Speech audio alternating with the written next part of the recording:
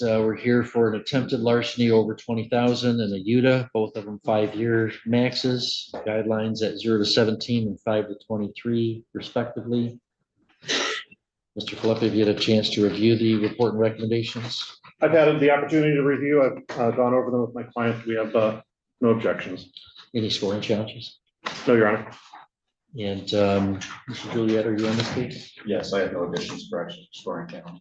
Okay, thank you. Mr. Filippa, go ahead with anything you want to say on behalf of Mr. Doyle. Thank you, Your Honor. By way of allocution, and I see Logan's got some paperwork in front of him that I think he wants to address the court at some point with all of this as well. Okay. The pre-sentence report does show a fairly troubling youth timeframe for Mr. Doyle, which I've explained to him is something that he needs to overcome and do better because of, and while it may provide some context and background, this is certainly a very scary event.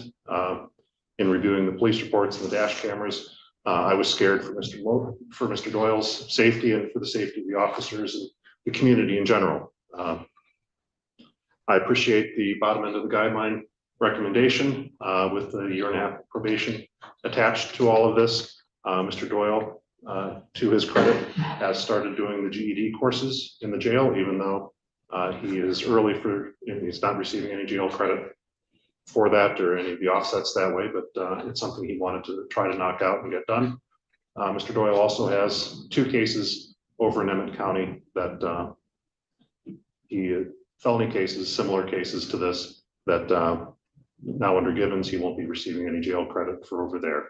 So I'm not sure if that's something that the court wanted to fashion into this. I don't know if that would count as a downward departure basis to allow him to transport over there to finish his Sheboygan County sentence to be more accessible to Judge Deegan and Patrick. Is your lawyer over there? Pete Lyons. They said that. Okay. Well, I generally let the different jail administrators figure out where he's going to be. You know, I don't have a preference. Okay. So those are my comments. Logan, do you have things you wanted to tell the judge? Yes, sir. Okay, go ahead. I just wanted to start by saying that I truly do regret my actions and understand that that's the reason that brought me here today. And I should have never done the things I've done. I should have never took part in any of it.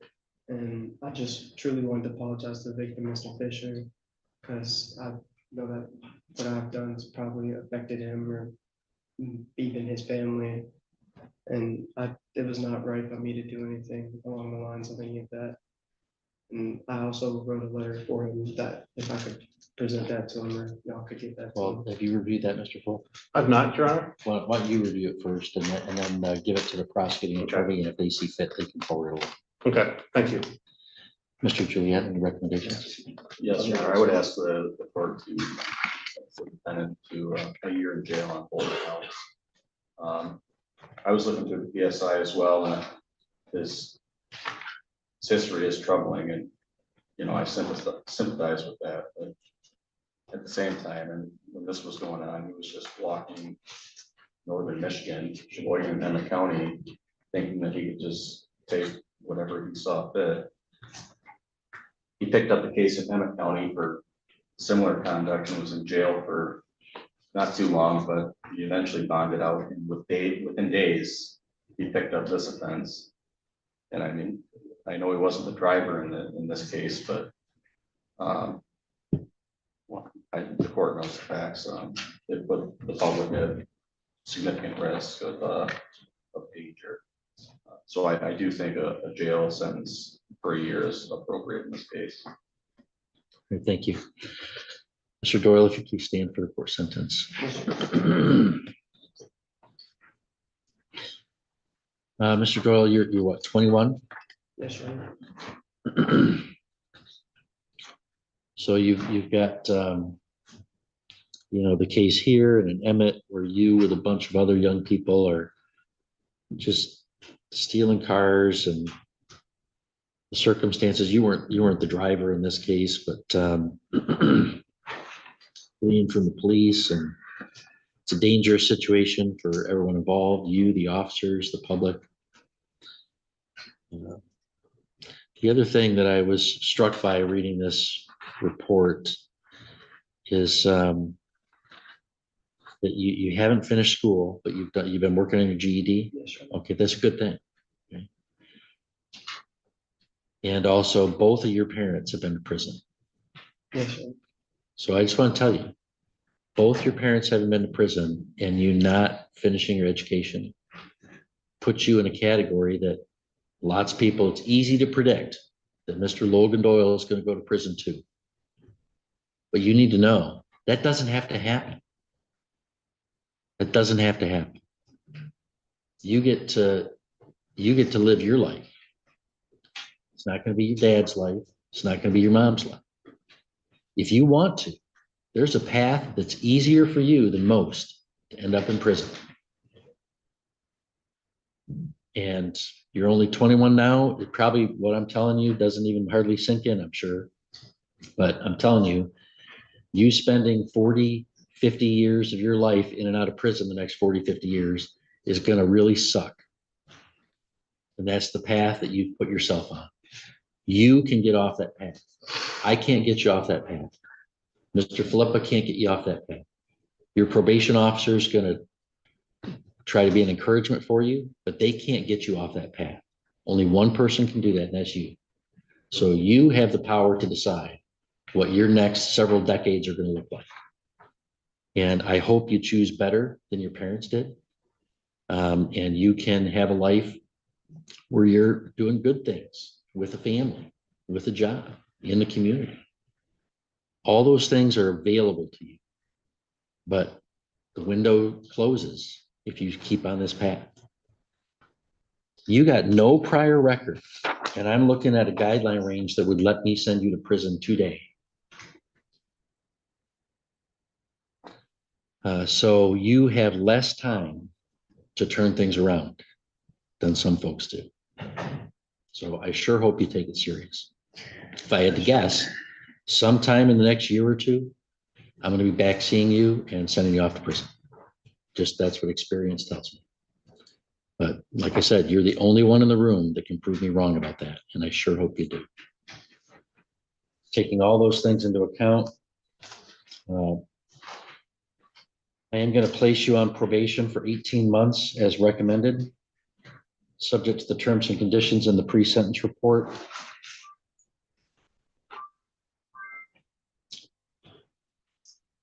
Those include, I want to highlight for you, it includes, I want you to finish that GED program. Yes, sir. It includes curfew. It includes no contact with all those folks listed, Mr. Morris, Marishai, Ms. Enick. You have to keep and maintain the job. There's a crime victims assessment of $130, court costs of $350, state cost of $136, DNA testing with a $60 fee. There's a monthly supervision fee to the Department of Corrections.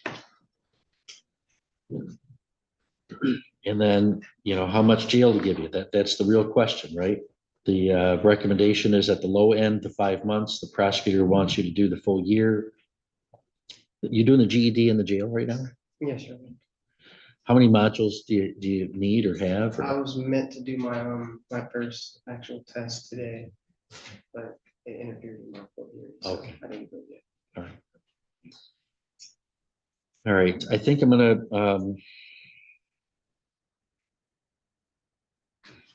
I don't know. I mean, you were on. He was on bond from Emmett and then committed this, and then you're getting a benefit for this not being consecutive. I think on the balance, I'm going to order that you serve 7 months in the Sheboygan County Jail with credit for 80 days previously served.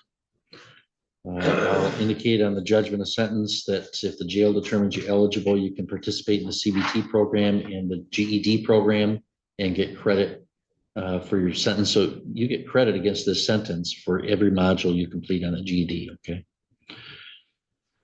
All right, within 24 hours of your release from jail, I want you to contact the probation department to get you going on probation. You're eligible to be discharged from probation at the halfway point.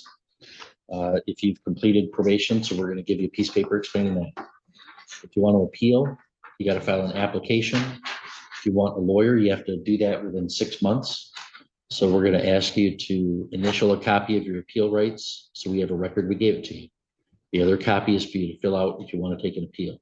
Do you have any questions for me, Mr. Doyle? No. Okay, good luck to you. Your Honor, is there a work crew? Is that, or is that with CBD? There is a work crew, but I don't allow it on felony sentences. Okay.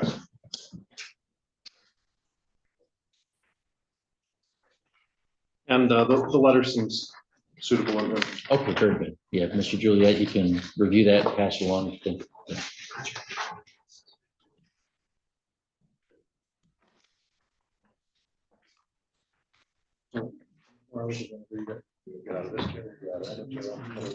What's that? Yes. Probation. Yep. Don't forget, we got some folks screw up on that.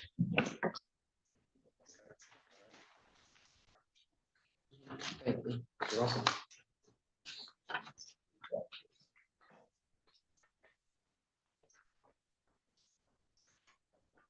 Oh, Mr. Keel. Mr. Texter?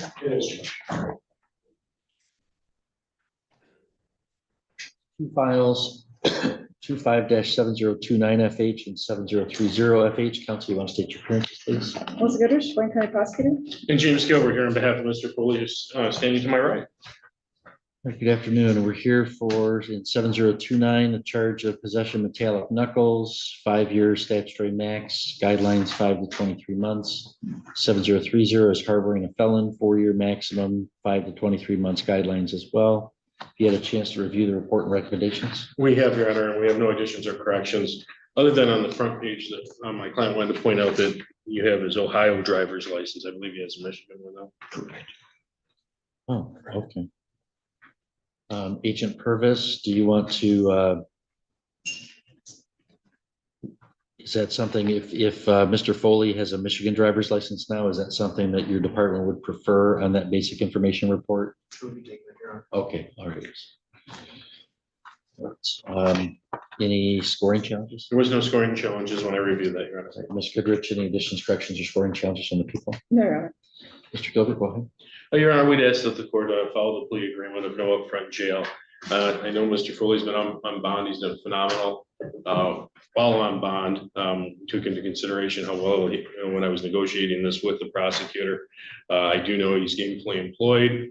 His employer has, actually happens to be, I think he cooked my New Year's dinner, New Year's Eve dinner, because it's an establishment that my wife and I frequent often. And it's a nice restaurant, and we know the people that own the restaurant, and I received a letter from his employer just raving about what a good job he does there. And he's gainfully employed, he's respected by his employer, and I would ask the court to follow the recommendation. I think Mr. Foley has learned his lesson, and his other offenses, I represented him, were back in 2019. I believe those were a couple R&Os. But other than that, it's been a long stint since he's had any type of trouble. Thank you. Okay, thank you. Mr. Foley, you don't have to make a statement today, but you're welcome to. Is there anything you want to tell me or no? Yes, Your Honor. I just apologize. It was just a terrible mistake. I wasn't really sure what was going on at first when they showed up, and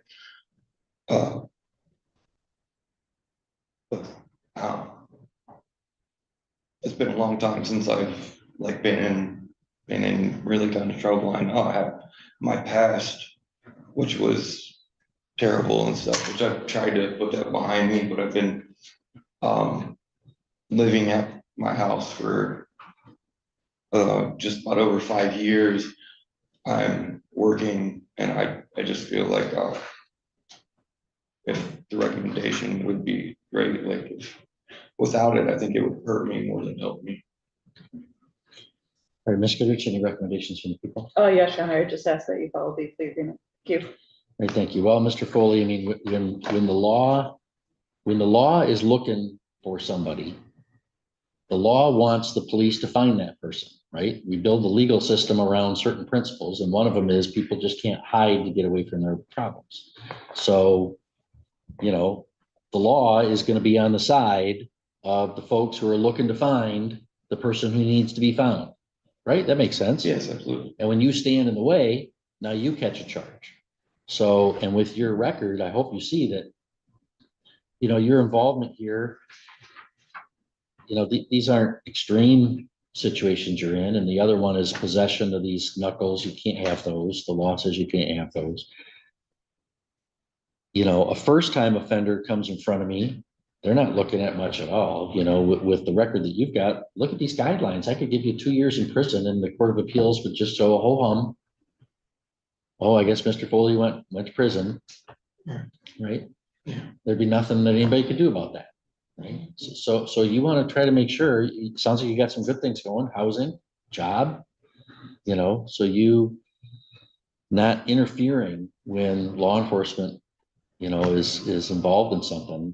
You just want to stay out of that situation, right? I think here, given, you know, there's a plea agreement for no upfront jail, which is actually a downward departure from the guidelines. So I certainly understand the recommendation from the probation department. There's really no reason to put you on probation in this case, and they're not going to do it.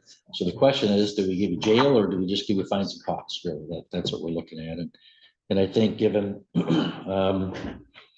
we haven't had bond issues, you've got some positive things going on in your life. This wasn't an extreme situation here. The other one, the possession, is sort of a technical violation. So I think on the whole, I'm going to go ahead and follow the plea agreement in this matter and do a downward departure and impose a fines and costs sentence. In 7029, it's $130 in the crime victims assessment, $68 in state costs, $350 in court costs, and the judgment of sentence will indicate that the weapons that were seized will be forfeited to the agency that seized them.